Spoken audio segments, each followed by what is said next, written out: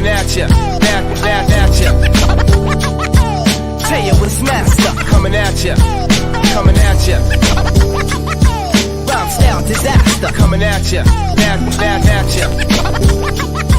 Tell you what's master, coming at ya.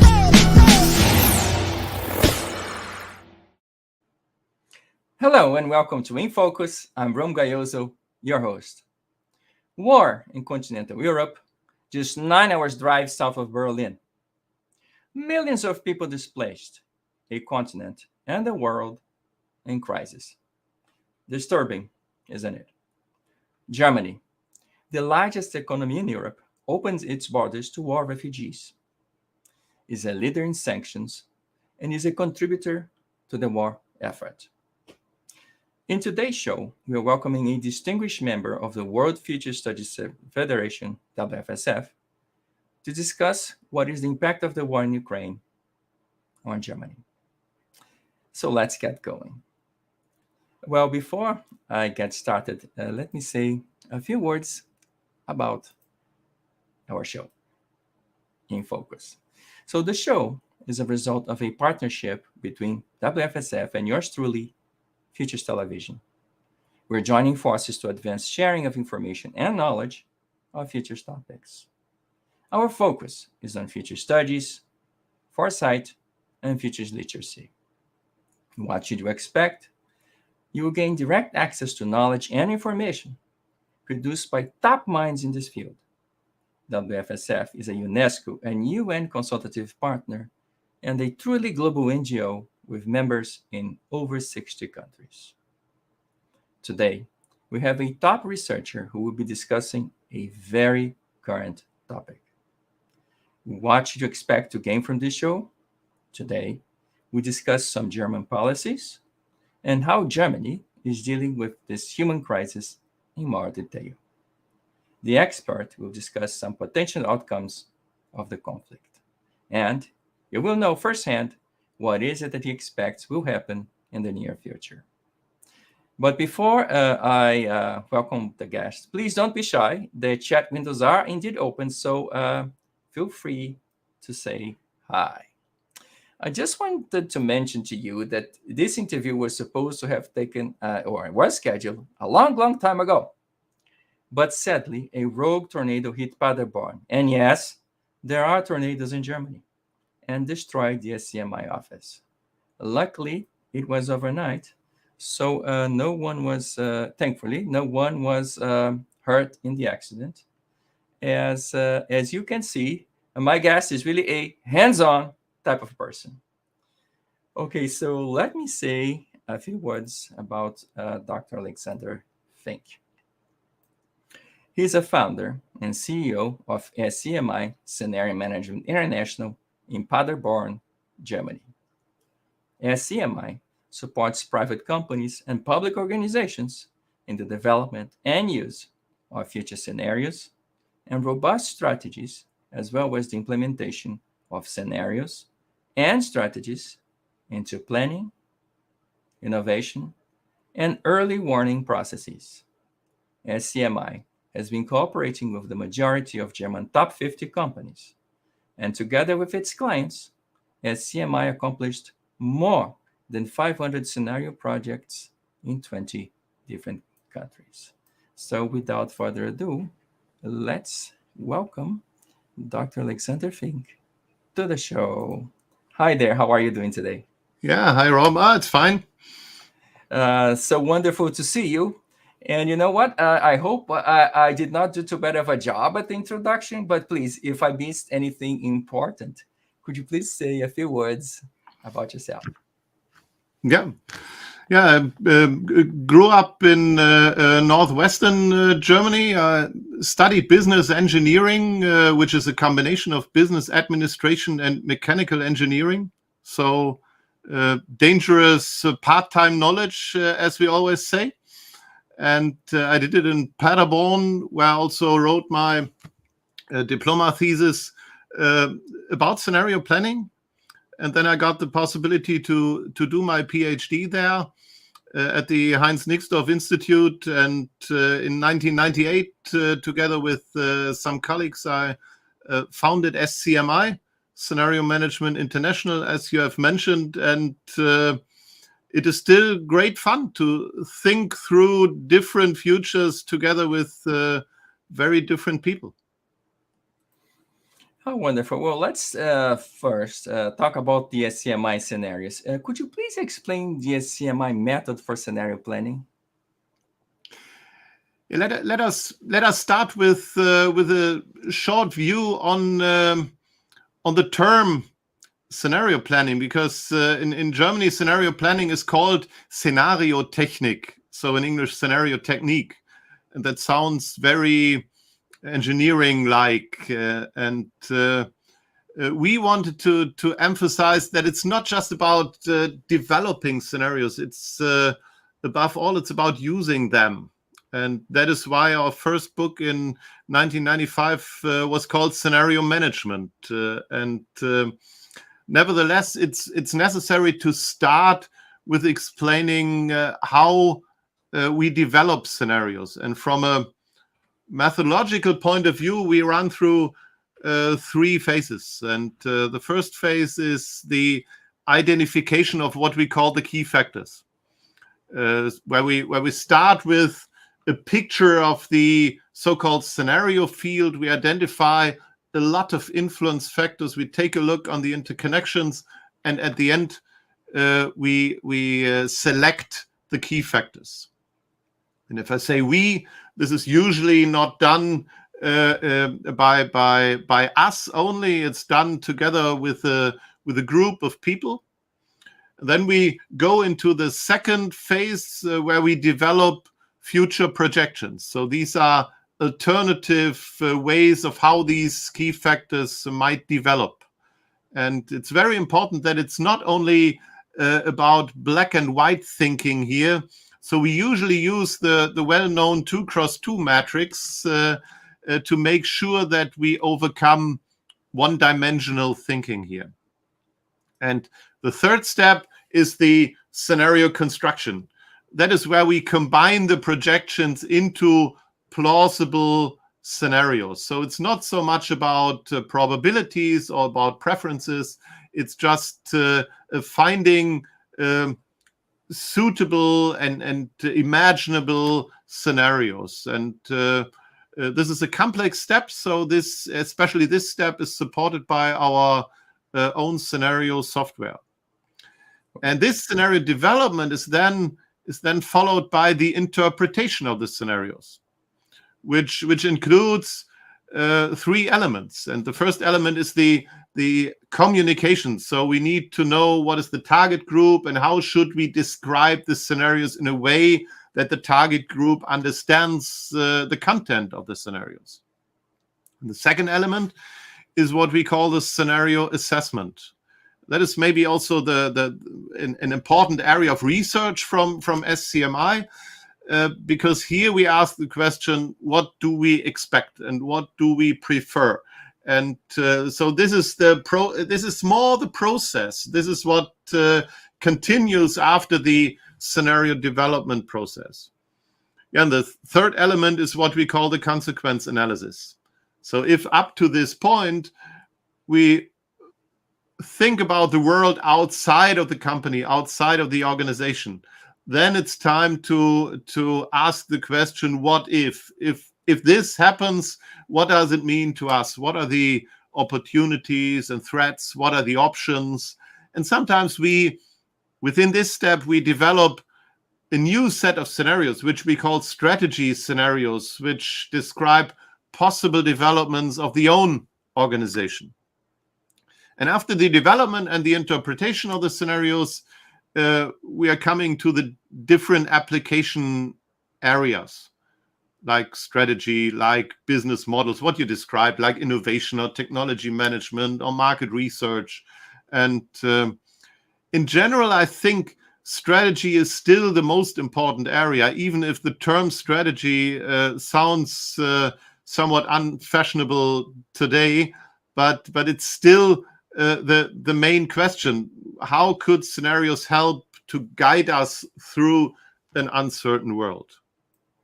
And that's certainly why we need them. So I was really intrigued by two of the scenarios. So the scenarios for the economy and society in the post-COVID era, and then the new global scenarios about the new world order. Could you say a few words about them?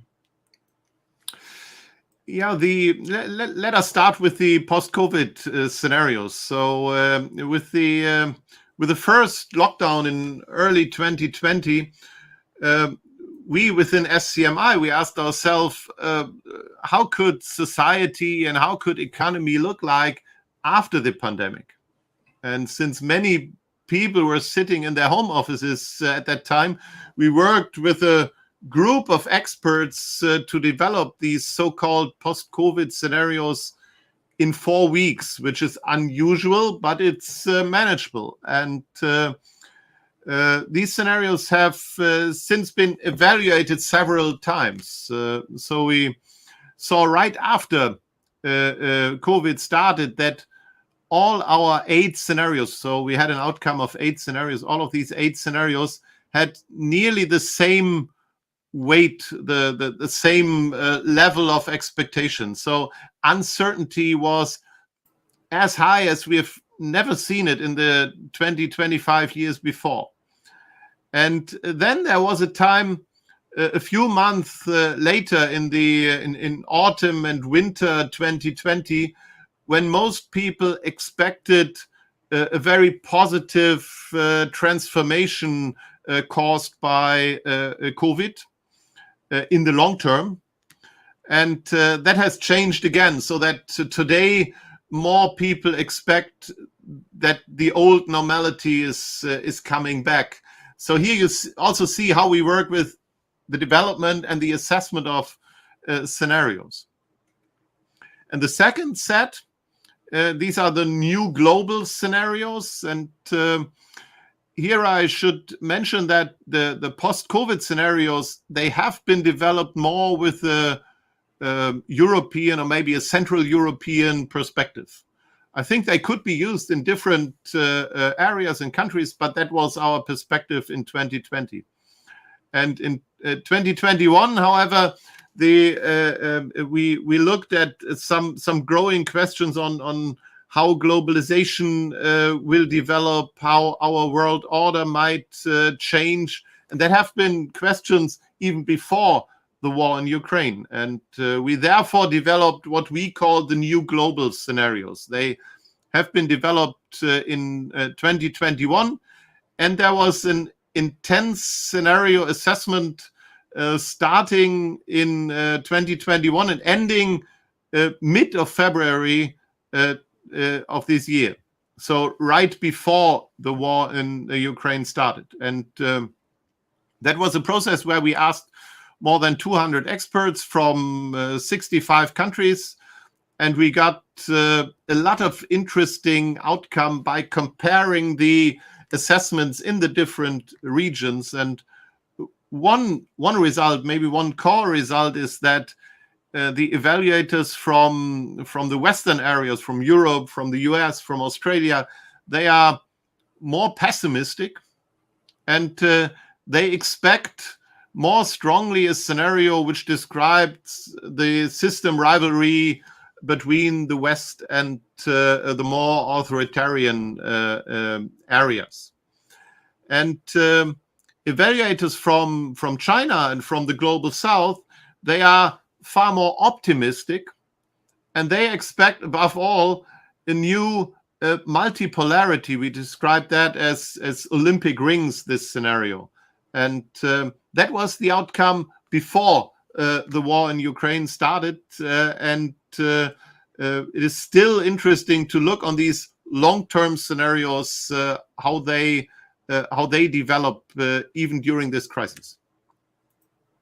Yeah, that's indeed a good set of questions, but it's interesting to see the different perspectives. So I wanted to change topics a little bit, and I want to talk to you about policy. So specifically, Chancellor Scholz announced Germany will prioritize military spending. In fact, there's this 100 billion euro pledge for the 2022 budget to better equip the Bundeswehr. Now, This will bring Germany in line with the targeted 2% of GDP spending on defense as per NATO requirements. So no question about that. But this is a significant increase in military spending. What is the impact of this investment? Maybe it's helpful to take a short look back here. So until the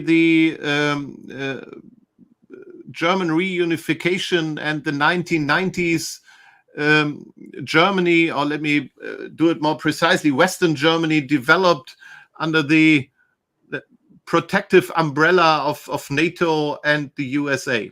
And they had a strong position within NATO, but they played no military role outside of the NATO territory. And this gradually changed with the wars in Yugoslavia, in Iraq, in Afghanistan, and with all these conflicts in Africa, for example. And during this process, even the Bundeswehr changed from national defense to more global and international activities. And the Ukraine war, as far as I see it, is a milestone and a change here, because we now go back more to a national defense.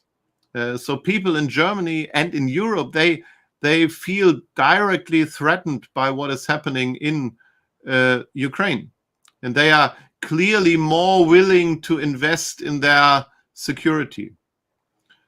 And then, of course, it's the question of what does it make with the economy. So I think it will not be possible to finance every additional expenditure, and there will be more than this 100 billion euros with new debt. So there will be discussions about where to change priorities, maybe where to cut spending. And I guess that will be the critical point to come. At the moment, there is guns versus butter, right? Yeah. Guns versus butter. Okay, I wanted to remain on this issue of German policy for a little bit longer. So Germany is also supplying weapons to Ukraine. Thus, it's sending arms into a conflict zone. There is also a change in policy. So prior to the crisis in Ukraine, Germany had the standing policy not to send weapons to conflict zones, had it not. So do you think this is an exception to the rule, or does it signal a change in policy going forward? Yeah, it's that I think Chancellor Scholz was very fast to categorize the Ukraine war as a turning point in time, as a Zeitenwende, as he said. And that also, we could also see this in the topic of weapon supply. So, but we have to see that the defense industry and the arms experts that had, or maybe have, I don't know, a very bad reputation in German society. So many public universities explicitly rejected cooperation with the defense companies. And I believe that this is something which could change and which could be a structural change.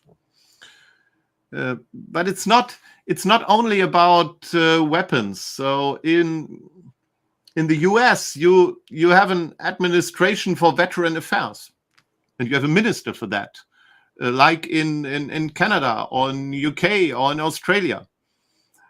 And if you take a look in Germany, even the word veteran is hardly used. I know it. I personally know it more from the past. There were veterans of World War II, and it was also always a little bit regressive if you talk about that. But today, we don't have these structures. We don't use these words. So this is also something which could change the role of the military in general in the future. And moreover, I think we recognize that there are other areas of systemic conflict besides military action. So there's economic and technological competition, which is seen differently. The term technological sovereignty is something which is often discussed these days in Germany. Cyberspace, digital sovereignty, that is also a topic. And up to the struggle of for public opinion in other regions of the world. Why do so many people in Africa believe in Russian propaganda? That is something we have to discuss. So we see that security is much more an interconnected topic.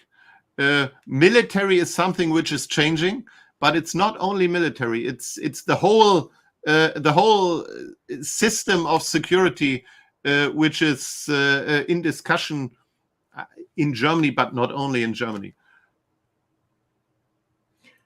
Yeah, I found it interesting that you mentioned the word veteran and how you guys deal with this, because thinking about the word in English here in the US, so it certainly up until the Korean War had a positive tone associated with that. Then came the Vietnam War, so the tone reversed and became very negative. So we didn't welcome back the veterans from Vietnam the way the others were welcomed back. And so sadly, we do indeed have a minister level or a cabinet member of the administration who is in veteran affairs.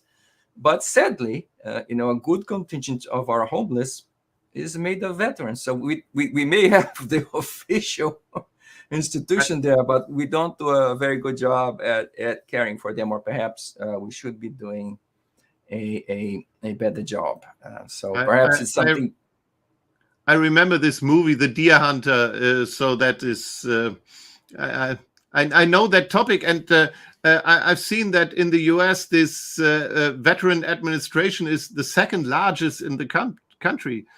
So that is really, from the structure, it's very different to what we have in Germany. Oh, interesting to talk about the difference in structures in governments. So I wanted to stay in policy a little longer, and I want to change subjects slightly here. So since the Willy Brandt administration and up to more recently Angela Merkel's cabinet, so Germany pursued an Ostpolitik, or a rapprochement with Eastern Europe and Russia altogether. So these recent moves, do they signal an end of Ostpolitik altogether, or what will happen going forward? Yeah, this term Ostpolitik that developed in the 1970s, and so at a time where we had the Soviet Union and the Eastern Bloc, and it refers to relations with all our Eastern neighbors. So not just Russia. And therefore, Ostpolitik is not just Russia policy. It's from a German perspective. It's the how do we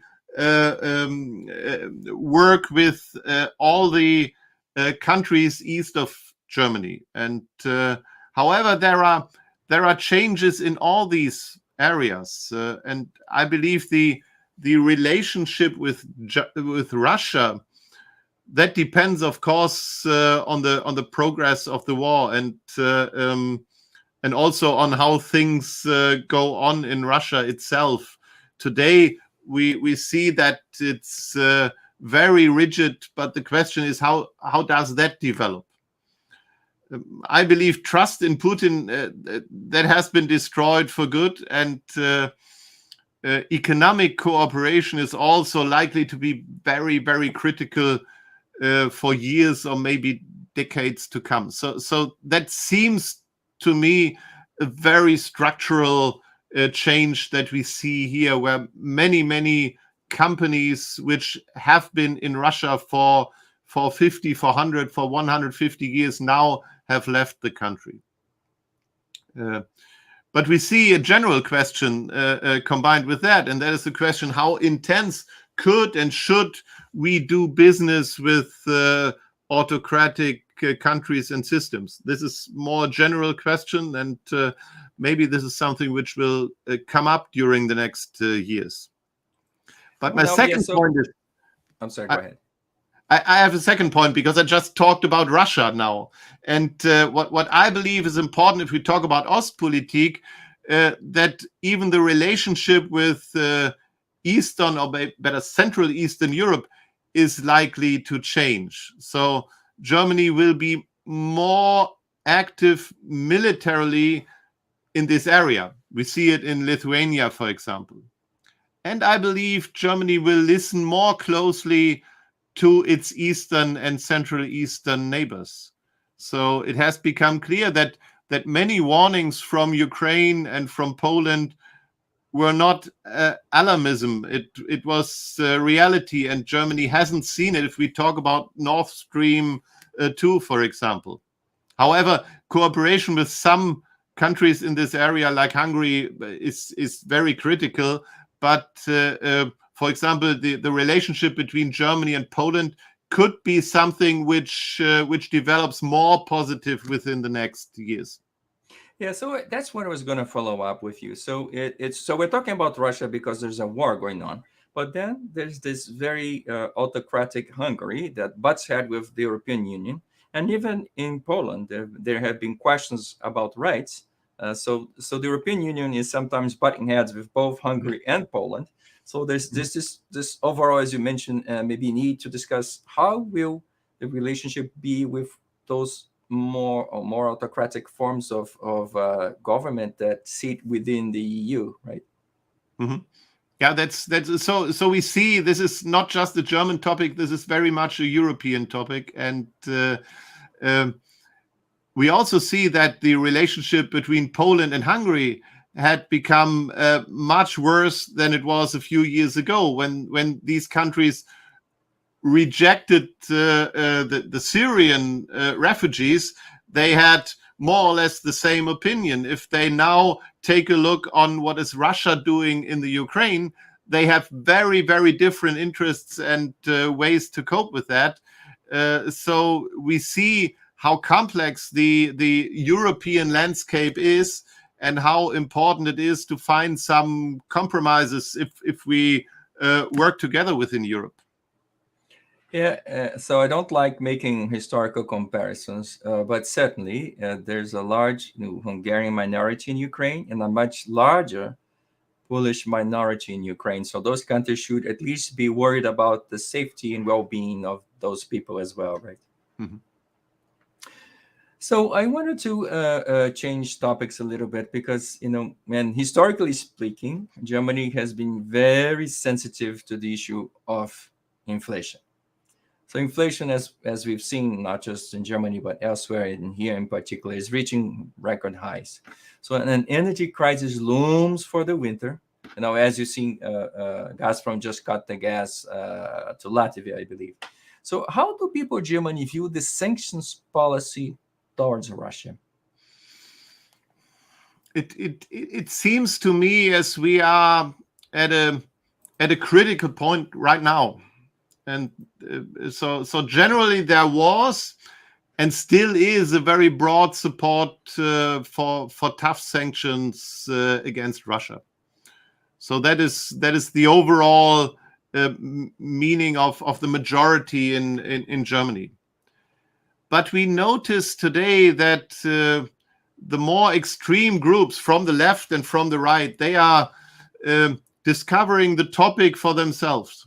And parallel to that, people are noticing from inflation and the energy crisis how dependent Germany has become on Russia. And so to me, the open question is, will the broad consensus in politics and society, will that hold? Of course, it's Putin's strategy to prevent exactly this, but that is the main question in Germany. And in addition to that, there's an even broader issue on the horizon. So while the dependence on Russian energy can apparently be reduced in the medium term. So we have to manage it this year and maybe next year, and that could be critical, but it's manageable, and it's, to my mind, it's more a midterm question. In Germany, we have to discuss some general topics of energy policy, and we do that. But the point which I see is we could be threatened with a similar conflict with China at some point. And we are witnessing that right now, these days after Nancy Pelosi's visit in Taiwan. And so the questions that we see is what would this mean for the German industry? What does it mean for the German export-driven business model? And maybe what does it mean for globalization in general? And these are questions that are currently being discussed in many German companies. And the question is, how could we manage that? How could our company, or how could Germany as a country cope with a world which is not be built on free globalization anymore, but much more on diplomacy and the division between different systems? So how could we manage that? That is a very intensively discussed question in Germany right now. You talked a little bit about energy and energy policy in general. So I will speak from the outsider perspective. So one of the many things that I remember from Angela Merkel's cabinet was Energiewende. So a lot of a huge effort put into transition from old energy into renewable energy. And I know you guys in Germany pay the highest electricity bill of all of Eurozone. But there's a point here where Germany made the decision to phase out nuclear and France did not, right? Mm-hmm. Now, since we have this issue with the gas, do you think there's a risk or a possibility that Germany will fall back to nuclear as a way, at least a short-term way to manage the risk, the gas risk? We are currently discussing whether the 3 remaining nuclear power plants should continue to work, at least for some months or maybe 3 or 5 years. So that is the very short or midterm discussion, and I believe they will. So that is the direction into which the discussion is going. The interesting point, we had a poll today coming out that a huge majority of Germans sees this positive, and even a majority thinks that nuclear power could solve problems of German energy system in the long term. So it's interesting that this is very intense discussion coming up. I'm not sure whether Germany is moving to that in the long term. I don't believe so. But for the midterm, I could imagine. And the other question is how does the transition of the gas system, how does that work? Because it was clearly a mistake to purely go for Russian gas. It is a clear example of where politicians saw only one scenario, and they argued only with this one scenario and have not seen any alternative. And that is what we see here. And now this one scenario doesn't work anymore, and that is the problem that we see. And so I guess now more than ever, energy is indeed a national security kind of question, isn't it? Yeah. Okay. So let's change subjects a little bit. So let's talk specifically about the war in Ukraine, right? So as a futurist, how do you view the war in Ukraine? first of all, it's again an intensive increase of uncertainty which came up with the war in Ukraine, and this is something which you can feel in nearly every discussion since February this year. And today there are some short-term scenarios, more military scenarios. How could the war go on within the next month? And there are, of course, long-term scenarios, like our new global scenarios. And as with many critical events, we must ask ourselves, are we overestimating the short-term effects? I believe in this case, no. And the other question is, are we underestimating the long-term effects? And what might be those long-term effects? What could that be? And we are currently investigating how these different levels, the short-term and the more long-term, how they interact. We do that in a Ukraine stress test of these new global scenarios. And so representatives from academia, from business, from public institutions, they can participate. They can still participate until end of August, and they are invited to do so, to take a look on our homepage and to go through this stress test to help us analyze these interconnections. Okay, so I'm trying to summarize a few questions from Facebook. So basically, they are talking about the, and I don't know in your work or in the recent posts you saw anything about that, but I'd like to ask you to comment. So the question is enlargement of the war. So we've seen Russian troops moving from Belarus into Ukraine. So maybe a new theater in there. So the spillover of the war into Belarus, between Belarus and Ukraine, and probably into Poland. How do people see that? I just mentioned these short-term scenarios, and we analyzed all these different scenarios which you can read in magazines, in newspapers, in some studies, and we came up with 7 of these short-term scenarios for this stress test, and they range from they include some possible ends from a Russian victory up to a Ukrainian one, and they include how this war could continue from, let's say, stalemated fronts up to an escalation. And if we look on the results, on the interim results, we haven't analyzed that finally, but if we look on that, we see that nearly no one expects the extremes. No one expects a full Russian victory or full Ukrainian victory or even an escalation. So expectation is much more somewhere in the center, somewhere where you talk about a potential division of the Ukraine, or where you talk about a cementing of the fronts. These are the scenarios which more people expect. These are not the preferences. If we look on the preferences of the people, the experts we asked, then there's a vast majority of experts who would like to see the Ukraine win. But that's the difference between expectation and preference, of course. Yeah, now the violation of a sovereign country's borders in Western Europe has not been seen since the end of World War II, right?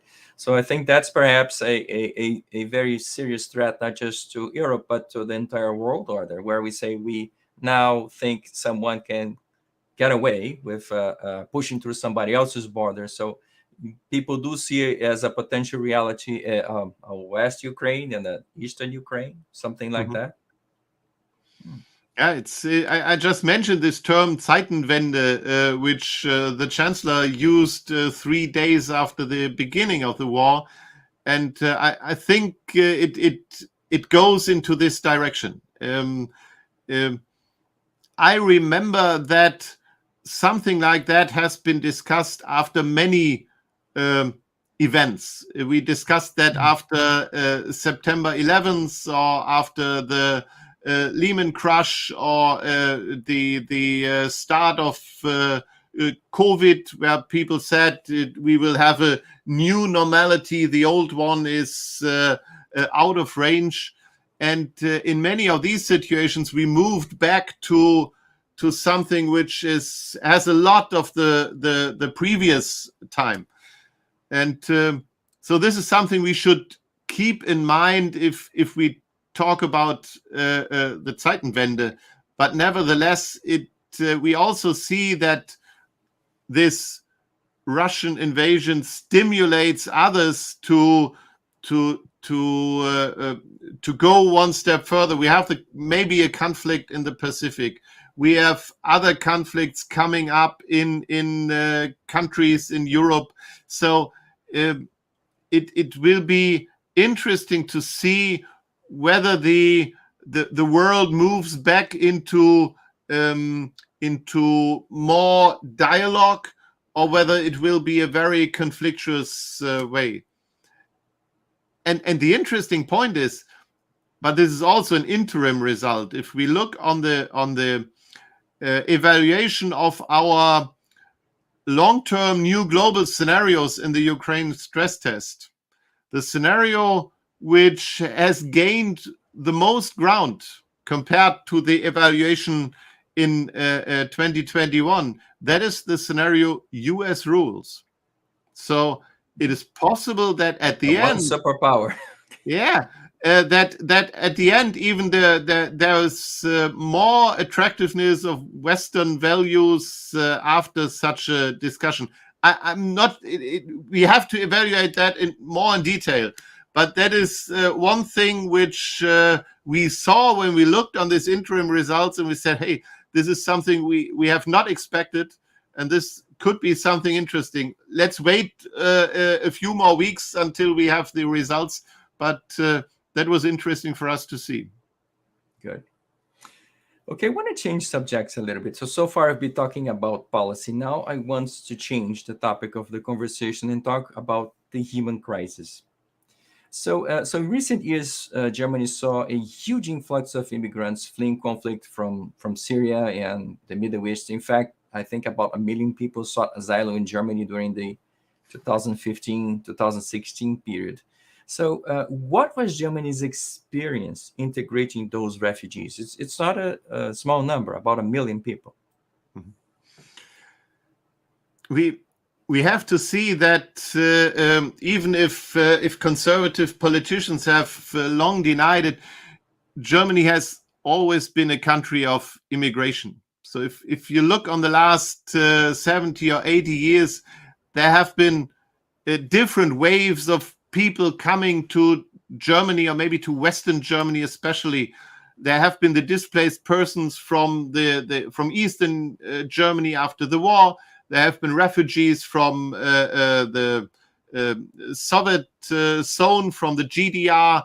There have been the guest workers from the Mediterranean. We had refugees from Yugoslavia, which was a larger wave in the 1990s. And we have the free movement in the European Union, where many people came to Germany. So Syria and the people from Middle East in 2015-16, that was not something fully new to Germany. The special thing was that it was predominantly asylum seekers from non-European countries. And that was taken up by populist groups, so that migration was then discussed in a much more critical way. We have to remember, in the beginning, even the refugees from Syria have received very openly. There were initiatives in nearly all cities and smaller towns, and they took care of the people. So the word welcome culture was also heard more often in English, Willkommenskultur. And I remember that from the small village I live in, where we had this initiative, and where the people from Germany and from Syria and Afghanistan and this area, they cooked together, and that was a very positive way of how this wave started, and it got more critical during the month and years later.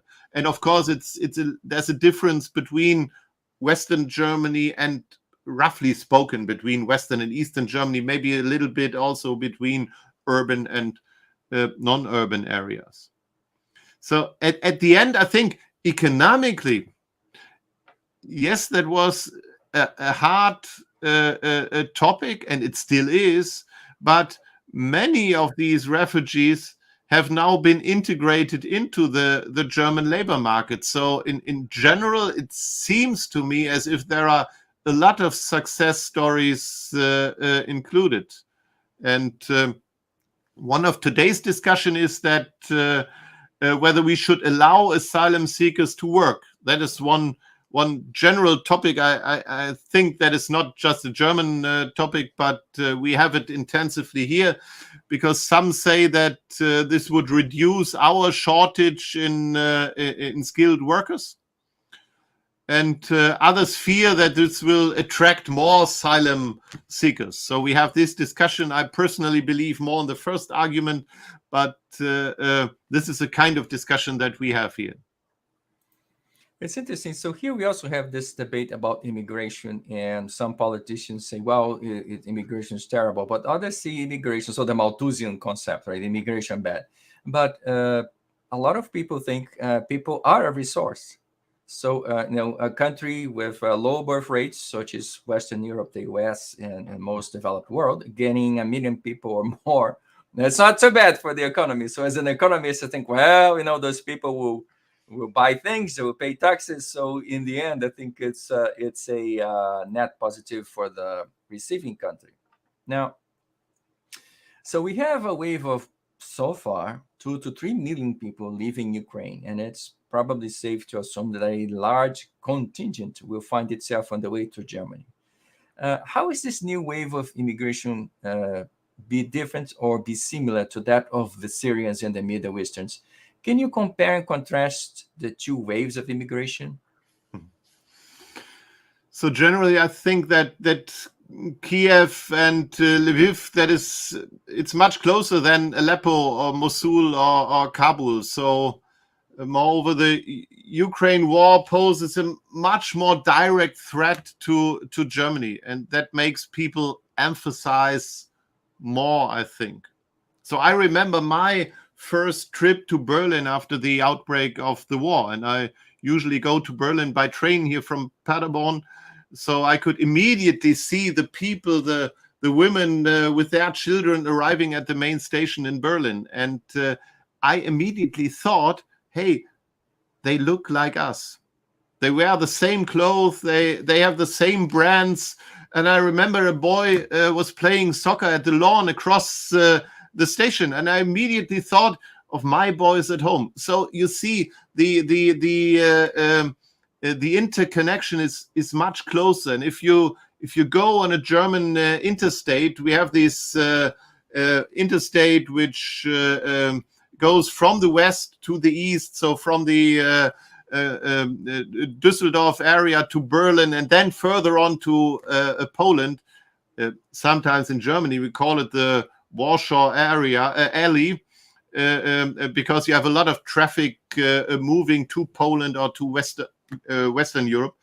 And if you take a look on this interstate today, you see all these Ukrainian cars there, and so people could feel and could see this conflict in their surroundings. And this effect is, I guess, it's even much more evident in Poland and in Central Eastern Europe. So we in Germany we have maybe roughly a million of Ukrainians.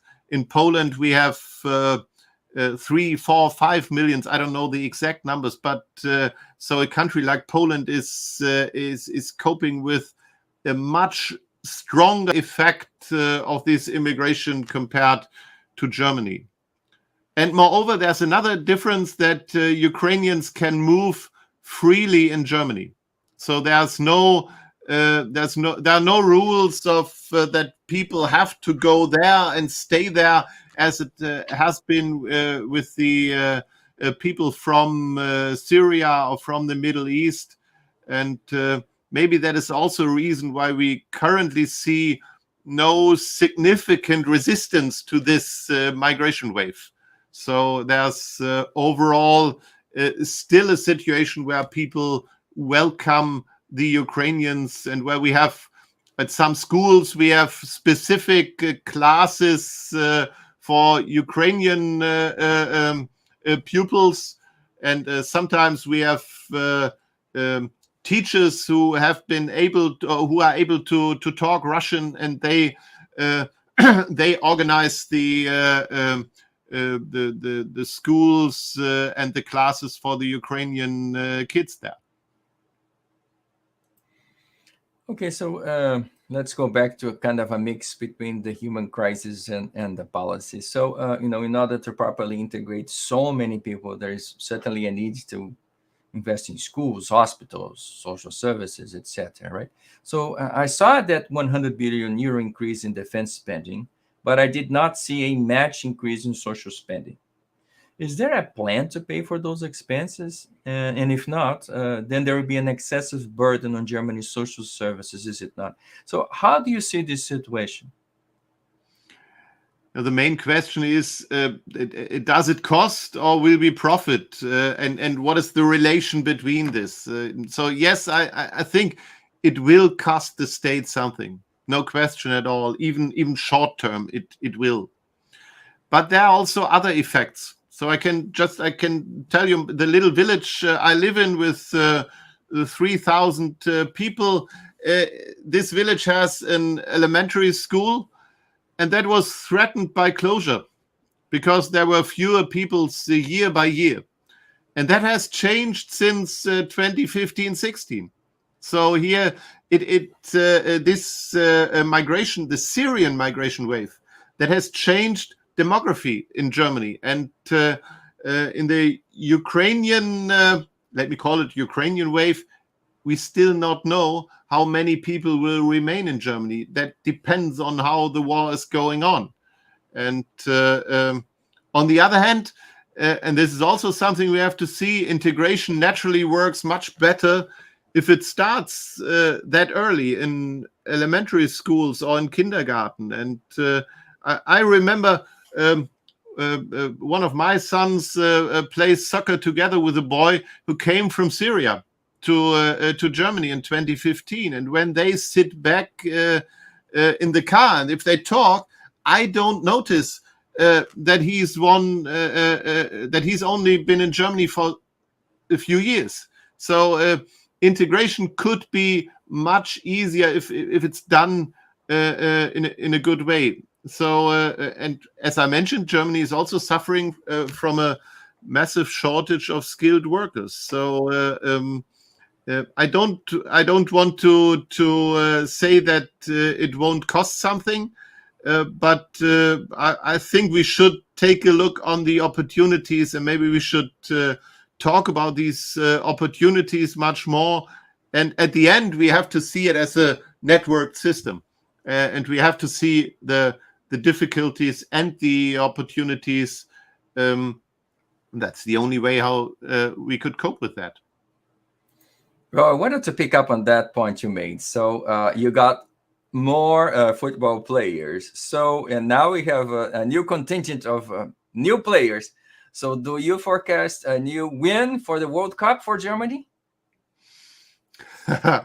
I'm really an optimist. So the percentage is not that bad, but there are many other teams which are really good, and I guess even here uncertainty is got higher than the years before. But let's see. It's not it. It could be a good tournament, an unusual one in the winter. So we are really looking forward of combining a Christmas market with watching soccer. How that works, I don't know. Well, that's an interesting point. So in between, or maybe they will have big screen TVs in the markets. Who knows? One more excuse to drink. It's okay. Yeah. All righty. So can you summarize how the Ukraine war will change Germany? I think we are talking about a multiple crisis, not just the Ukrainian war. We still have COVID, we have the climate crisis, and the exciting question is whether policymakers will succeed in presenting solutions in such an area, and that is interesting to me. There are examples. So today, the most popular politician in Germany is our vice chancellor from the Green Party, Robert Habeck, and I think it's because he doesn't beat around the bush, because he openly names conflicts, and he admits he doesn't know everything, and that is a new kind of argumentation, and maybe a way of gaining back trust into policy. Maybe that's not the full answer to your question, but something which came into my mind here now. So I believe that is a key success factor in this Ukrainian or post-Ukrainian time will be to overcome one-dimensional thinking and doing. And thinking means that we have to strengthen the tolerance of ambiguity. We have to accept complexity, which we see in this conflict. And so we have to be able to cope with unclear situations. And this could be an outcome of this war and of this multiple crisis. And doing means that a society is capable of compromise. And both, to my mind, could be a strength of Germany, maybe a strength of Europe. We see ambiguity in nearly every European summit, and it always ends with some kind of compromise. Sometimes you don't like it, sometimes it's more a radical compromise, then it might be fine. And it's just like forming a government in Germany with 3 parties right now. But the question is, of course, how much does that slow us down? Are we making decisions fast enough? Is the US or maybe China, are they too fast for this? How does that develop? And here the war in Ukraine could be an example of where people change, and people and systems and politicians, where they change faster. This is something what I feel. If I compare today to the world 6 or 7 months before, many people's many views, many opinions have changed, and this could be something which continues, where we have learned, hey, we could change something. Why don't we change things in climate policy as fast as we did it in military policy? That could be an outcome. That's interesting. So people usually say, well, democracy is not very good. Yeah, but the alternative is much worse. So I think maybe we're slower, we're not as fast as we could be. But again, I think we're more inclusive, and I think we are co-constructing the future together, which is really what we should be doing anyway. So yeah, let's take a look on how China is coping to COVID. For 2 years, we thought they make a very good job, and now today, many things where we see it doesn't work in a closed society, and it causes problems. So that is an interesting point to see, and let's see on how this continues. Yes. All righty. One final question. Please share your final thoughts. So where do we go from here? Yeah, where go we? I said it a few times. Uncertainty is high, and I think it will not disappear. We will have to adjust to this uncertainty, to the famous VUCA world. And nevertheless, many experts are already trying again to explain to us exactly what the world of tomorrow will look like.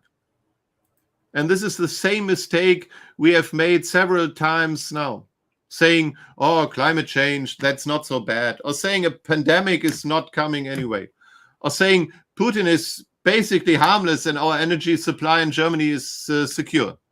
So we must finally develop a different way of thinking. We have to accept that there is uncertainty and we have to work with it.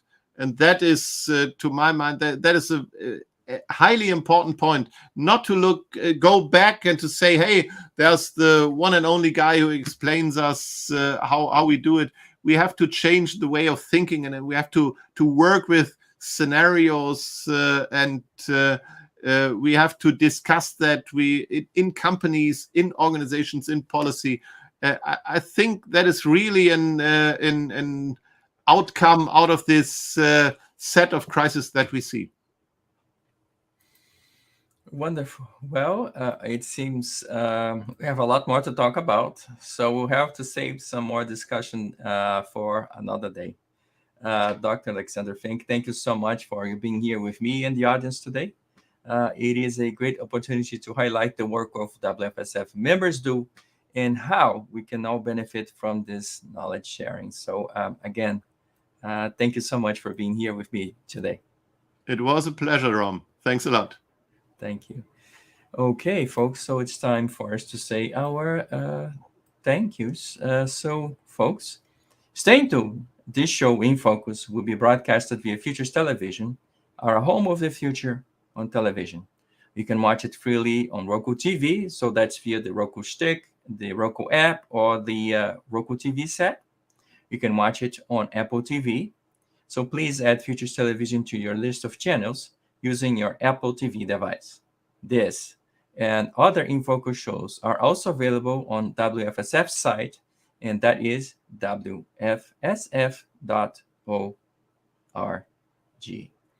And I hope to see you again soon in another episode of In Focus. And you can rest assured we have a great list of guests ready to share their views with you. So again, thank you so much, and I will leave you with our institutional message. Thank you.